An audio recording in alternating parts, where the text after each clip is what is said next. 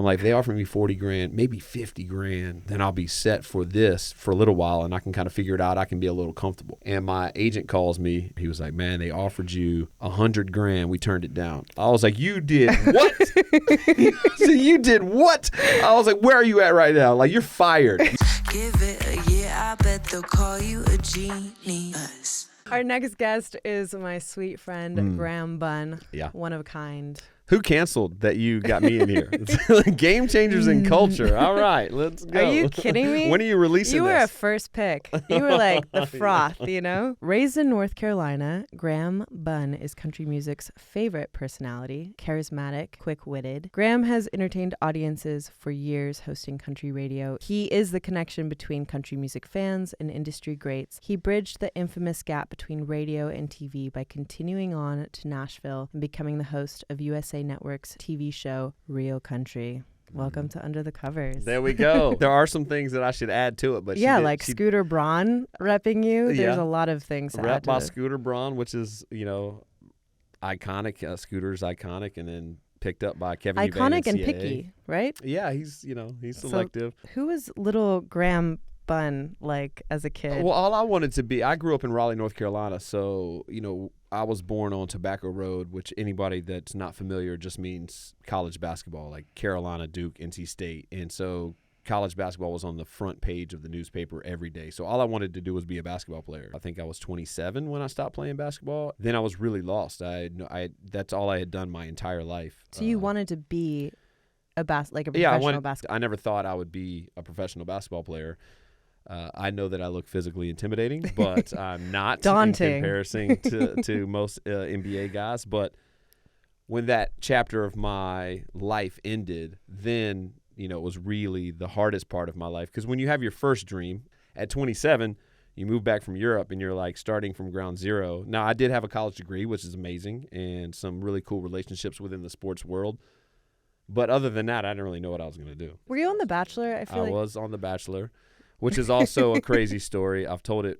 I guess it's public news now because the girl has told it and ABC has told it. But I was dating a girl who's now like massively famous, and she got chosen to be the Bachelorette, and she broke up with me to do it. And then I ended up on the show. Wow. And they took it away from her. So it was a different girl. Were you heartbroken over that as a side note? Well, we ended up getting back together for like 5 years. This is so Los Angeles. Yeah. It happened in New York. So, but it is so Los Angeles. I didn't want to be on The Bachelor, and I said no several times. Unfortunately, the closest person in my life had died 2 days before I was discovered in a bar, and I was abusing alcohol and coping with the grief of losing someone in my family. This was the first time that I was abusing alcohol. I'm not proud of it, but it was what I was doing. My family said, hey, look, these people keep calling. They want you to come to LA and do some show. We're not familiar with what that is all about, but they knew I was behaving in a way that was scaring them because I had never done that before. So they thought, hey, look, let's just break the cycle. Whatever this is, just go do it because we're worried about you. Well, my dad, who's a Marine, was like, go do reality television. I was like, maybe this is like a sign. Maybe I should try this. A lot of people have this crazy dream as a child, and the rest of their life is spent pursuing it. Yeah. But actually, it doesn't even seem like you were chasing. No, I had no idea. I was sort of like, have you ever seen the movie Castaway? No. Okay, so Tom Hanks is shipwrecked, or he goes through a plane crash and he's on this island. At one point in time, he's like, look, I have to get off this island. I can't die on this island.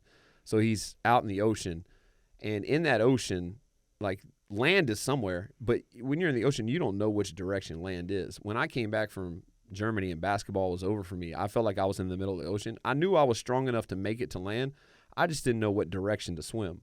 So how did you find that direction? Yeah, I think God. I think Jesus. Okay. That was a big turning point in my life, meeting Judah Smith and becoming a part of his life before I was a follower, and just being inspired and just honored to be included in such a beautiful life, beautiful family. When I was around him, I started to soak in the word of God until it washed over me so much so where I was like, wait a minute, I'm not finding this comfort or this love or this feeling anywhere else. When you have this inkling, which is like, I need change, I need something in me, I think a lot of people, myself included, have gone through many chapters where we feel that. How did you actually go about becoming whatever this like thing that was taking shape in your life was calling you to be? So the Los Angeles country music station, there's only one out here, and there's 13 million people in the county. The owner of the station, it's privately owned. It's not owned by a corporation. So it's just one family that owns it. Again, a literal act of God.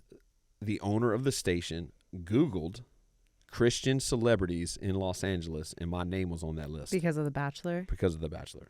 What a story. So I had never done a day of radio. I didn't study broadcasting. I will say this. So God got me in the room because I was on that list. And then, he gave me the opportunity to shine in a moment. Was it just algorithmic? Like, how did you end up on this? Oh, I have no idea. I was just told secondhand by some people that were really upset about it. They're like, this guy gets, the audition for morning show host, Morning Drive, and the #1 country station in America. He's never done country radio before. How does that work? And so somehow I ended up on that list. Did you have a job at the time? I was landscaping. Yeah, I was pushing a mower and painting fences, and it was. Damn, yeah, Graham. This is also. We've just passed like 10 careers in the first. Oh, I've 5 done everything. Bartended. Wow. The modeling thing. The one modeling job I did, I got booked for a Calvin Klein party, and I told my parents, I was like, I've made it.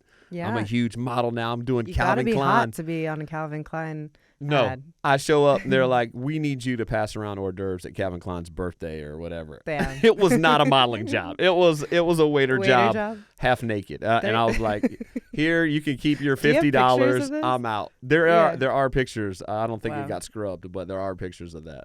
Wow. I was in really good shape. I was so poor I never ate.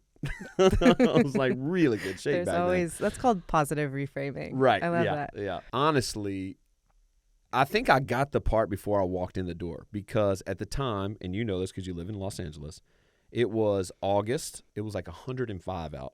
I drive a big pickup truck out here.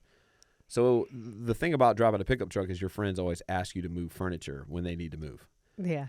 And I'm the kind of friend that's like, fine, buy me a case of beer and a pizza. I'm actually moving tomorrow. Yeah? If my mom wasn't in town, I'd be there because I do still drive a pickup truck. So it was 105 degrees. I was driving like a 2003 Chevy that had no AC. I was dirty. I was moving a refrigerator and like just so gross. And my agent called me and said, hey, this radio station wants you to come in to interview, but you have to go. You got to be there in like 2 hours. Well, one, traffic in LA, like I didn't have time to go home and shower or change of clothes. So I was filthy in a cutoff, sweating through my clothes, driving this truck with a refrigerator in the back. And I pull into this parking lot, and one of the first people I saw, I think, was the owner. And I think he took one look at me and was like, this is our guy. Guy, this country bumpkin, if he can put 2 words together, we'll figure it out. Like, can he push a play button? We'll hire someone to like puppeteer this dude until we figure it out. But I think he saw me and was like, funny. In Los Angeles, that's what we need. So I'm thinking in my mind, I don't know what radio pays. I have no idea. I don't either. I'm landscaping. Oh, right. I'll tell you here in a second. So in my mind, I was landscaping, and then I was also bartending at the Mondrian Sky Bar. Well, they always gave me the worst shifts, so I didn't make a lot of money. Okay. But it was money. I was just doing whatever I had to do to get by. So in my mind, I'm thinking, all right. And my modeling agent was the one that was like doing the deal. Yeah. So I'm like, they don't know anything about this. Right. But they're the only people I had. Yeah. So also, I think to even just have a modeling agent, which you glided over, I'm like, that's a big deal. Is it? This is LA. I don't have a modeling agent. Well, you should if you want to model, but you've got bigger things, yeah. And there's nothing wrong with modeling, but you're a very talented individual. I think modeling would be selling you short a little bit. Thank you. I'm like, if they offer me $40,000, maybe $50,000, then I'll be set for this for a little while, and I can kind of figure it out. I can be a little comfortable. And my agent calls me, and this is so bad. I know we shouldn't be talking about money, but it makes the story funnier. He was like, man, they offered you $100,000. We turned it down. I was like, you did what? So you did what? I was like, where are you at right now? Like, you're fired. You are fired immediately. And he was like, man, just relax. This is what we do. And he brought in the modeling agent. Actually called someone at the agency that actually deals with this stuff. Yeah. But I didn't know that. Yeah. And so they came back. We'll just say they came back higher than 100. And wow. I didn't have to landscape or bartend anymore. Wow. So, but then I guess that was my point. Like, did you feel like, hey, Mom, I made it? No, not at all, because the contract was 6 months. Okay. So it was like, wait, that much for 6 months?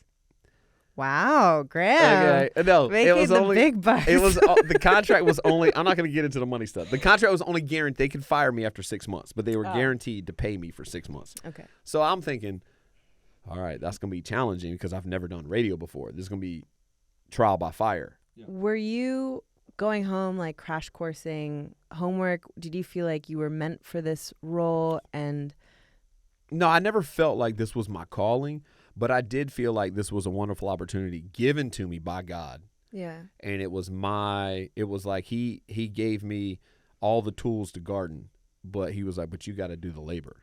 Like, Yeah. I'm not going to do it for you. And you know, this is just my own personal belief, and I feel like you have similar beliefs, that God entrusts us with things but wants us to do the work. And then your boy killed it, you know, I could tell. I was not expecting to be laughing as much as I am now. Yeah. You know what's amazing to me is like, if this was the end of your story, it's like winner, winner, chicken dinner. Oh, I don't you think know? so. I don't think I've accomplished anything yet. Oh, I love that, because clearly that, you know, you're still striving for something. Or I'm just really selfish. I don't know. It's I one don't of those think that two that's- things. But this is, if we're going to go down like the philosophy Mhm. route. Well, what- this is your show. Well, no, you're driving the car. Well, you know what? I had notes, but they are long gone because Okay. I'm just like so fascinated. Yeah. So, okay. So I want to hear what the next chapter was for you. You could have just stayed there I could have stayed there. Yeah. and been comfortable. Unfortunately, and it's a challenging thing. I had this conversation with my mom, and you know this. I just had the coolest experience with my mom. She and I drove back. I was in Nashville helping a friend or supporting a friend. He's releasing a new album. Kip Moore, if you're out there, buddy, I love you. I'm proud of you. And if you're a country music fan, get ready for what I think will be the album of the year next year. And so my mom flew to Nashville from North Carolina to spend some time with me, and we drove back. I know. Which was Epic. dope. Yeah, it was so cool. And Like just to life be with experience, peak life her. experience. Oh, it was one of the coolest 3 days of my life, for sure. You looked like you were born for that role. Well, I think you're biased because we're friends, but thank you. So Yeah. I asked my boss at the radio station, can I audition for this? He said yes. They gave me the job. I told him. I was like, and NBC's going to pay for a studio in the house that I live in so I can do the show from Nashville. Shania will come on and do the show with me Whoa. if you allow me to do it. And he basically told me I was fired. What? Yeah, he told NBC, like, he does the show and now he ain't coming back. They didn't want a huge superstar on their show? They're I like, don't we know. really signed up for the landscaper. Yeah, maybe I was just really bad at radio, but that's how it felt when it went down. So Okay. I went to film the TV show, and I never returned to country radio. Wow. The first thing that we shot was like the opening monologue, and they came to me, and it was a huge stage. There was going to be 500 people in there, and there was going to be Shania Twain and Jay Owen and Travis Tritt. They're all looking up at me, and that's the entry of the show. And they're like, "Don't worry, we're going to go through it like 3 or 4 times for blocking, and you'll practice it so much it'll be second nature." I'm like, "Oh, great." So I go. They come to me and they're like, all right, and I'm getting ready to go practice. Like, I'm just joking around with my sister, like, oh, isn't this cool? Like, look how big the set is. And just they come to me like, hey, listen, we're behind schedule.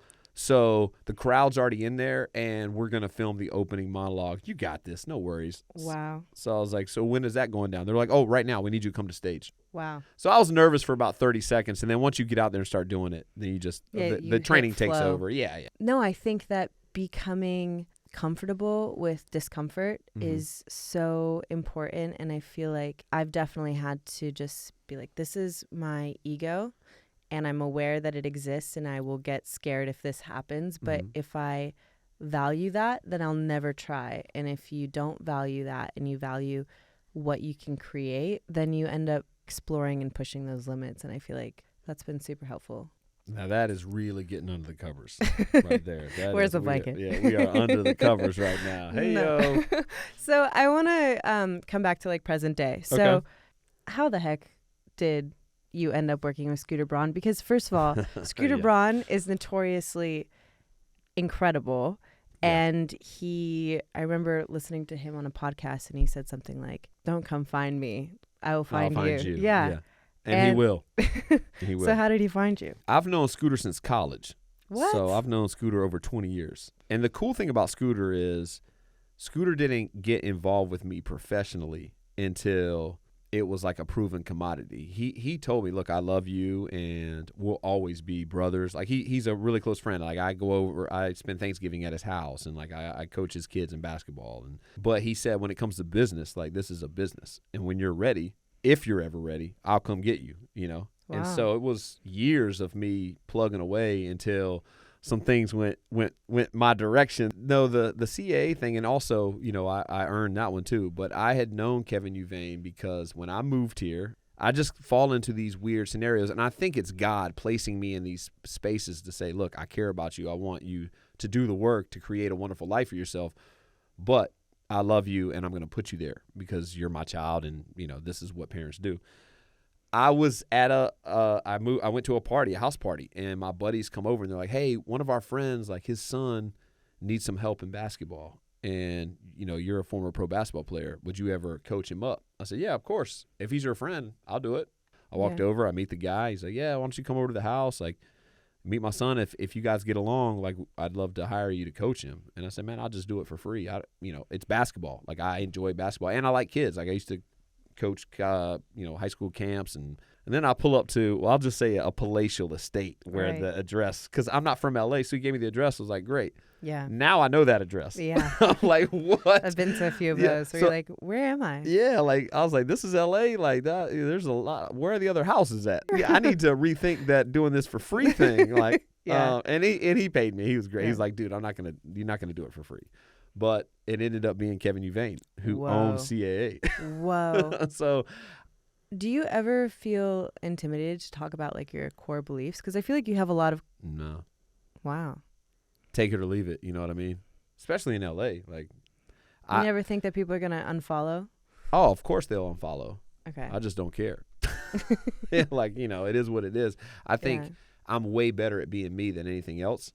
So I'm going to go with what I know, and that's just be me. So there was a time where Justin Bieber, you know, he attends our church. He's a buddy of mine through a mutual friend. Got in that car wreck outside of church when he was leaving church. It was like this huge. It was this huge ordeal. So me and Justin and Rye and Judah and everything, we get him out of the truck and we go in the back and we pray and we make sure everybody's good. And he was telling us exactly what happened. Well, the next day on the radio, that's like all the news. And so I bring it up that we were at church. No, we prayed about it. Everybody's good. That was, you know, we're not making light of any kind of accident because so many people get hurt in accidents. But this is what actually went down. And so, you know, I was talked to about not bringing up church as much. And I said, well, you can't take me in slices. Like there's good, there's bad. But like you can't just pick what you want. So. Wow. Like we'd love to hear the Justin story, but not church. Well, it took place in church. So that's where it was. You're amazing. No, I just want to take a moment as we're ending to just say that I am so amazed by how much beauty you've cultivated in your life. Deep, long-lasting friendships, like such a positive outlook on life, all these wonderful career opportunities, and yet how grounded and you know, it's easy to be grounded when you haven't really done anything. But that in and of itself is like a lot of people are like, wow, look what I accomplished, because rightfully so, you were the one that showed up with like the shovel to definitely, you know, like dig. I still have that shovel. I bet you do. I still have that shovel. The question is, do you still have the refrigerator? I don't have. Well, I was moving it for someone else. Okay. So I got it to its location after I got a radio gig. Well, anyways, thank you so much for being on the show. Oh, thanks for thinking enough of me to include me. This Legend. is really cool. Yeah. Under the Covers with Graham. Let's Graham go. Bunn. Hi, my name is Leila Pari, and you're watching Under the Covers, my show about the risks taken, the mountains climbed, and the victories behind some of the biggest game changers shaping culture and entertainment today. Jeremy Fall. Yes, chef. Max Lugavere. Mari Llewellyn. It's me. Glenn Coco. Drum roll. Graham Bunn. Scott Hansen. Greatest intro ever. Give it a year, I bet they'll call you a genius.